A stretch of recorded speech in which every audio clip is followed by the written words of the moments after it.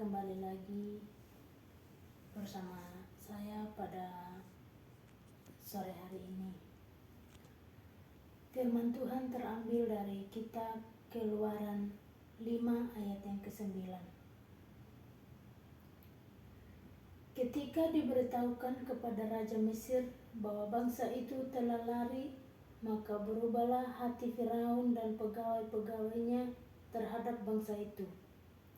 Dan berkatalah mereka, apakah yang telah kita perbuat ini, bahwa kita membiarkan orang Israel pergi dari perbudakan kita?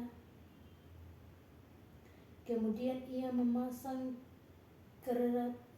keretanya dan membawa rakyatnya, serta ia membawa 600 kereta yang terpilih.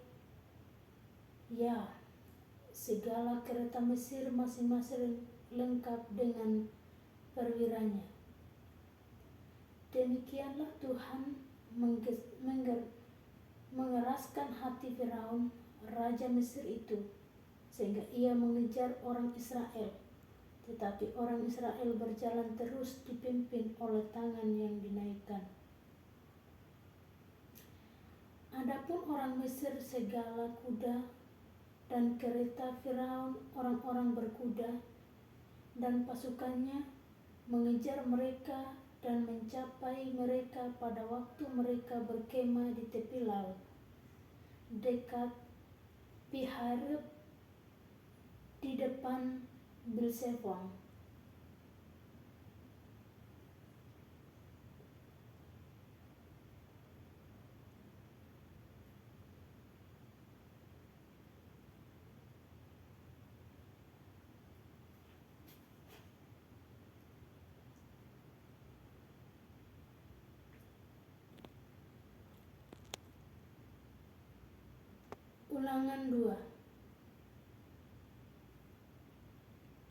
Ulangan 8 ayat 2. Ingatlah kepada seluruh perjalanan yang kau lakukan atas kehendak Tuhan Allahmu di padang gurun selama 40 tahun ini, dengan maksud merendahkan hatimu dan mencobai engkau untuk mengetahui apa yang ada dalam hatimu, yakni apakah engkau berpegang pada perintahnya atau tidak. Ayat 10.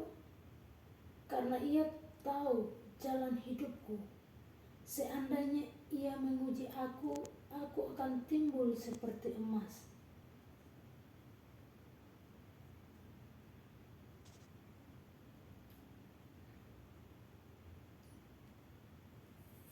Ketiga firman ini mengajarkan kita, banyak orang berpikir bahwa dengan ikut Yesus semua urusan akan menjadi lancar dan beres. Jalan hidup kita akan mulus tanpa hambatan. Namun tidak demikian. Kita bisa melihat hal ini dalam perjalanan bangsa Israel menuju tanah Kanaan. Dalam ayat yang kedua, barusan saya baca untuk saudara dan saya,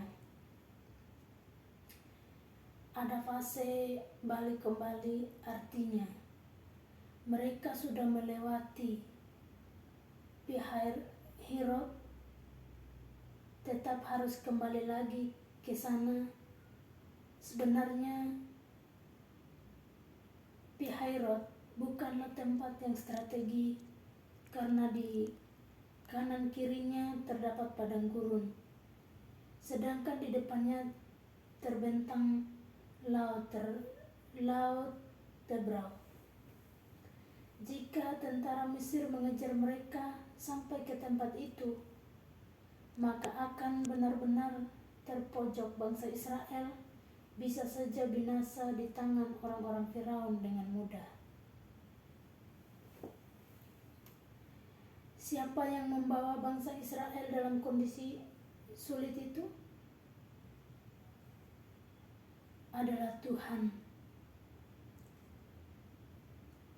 Terkadang Tuhan membawa kita masuk ke dalam keadaan sulit dan terjepit.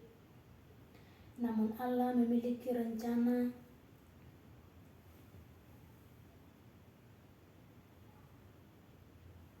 yang besar bagi kita. Dia membawa kita pada kesulitan bukan karena Allah membenci atau ingin menghancurkan hidup kita, melainkan karena Allah memiliki rencana yang indah dalam hidup kita. Itulah yang Ia janjikan dalam ayat yang keempat.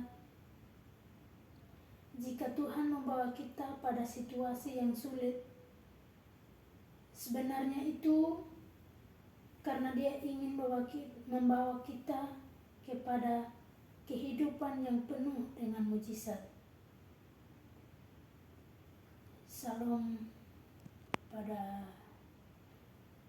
firman sore hari ini. Terima kasih untuk kita semua. Tuhan berkati. Amin.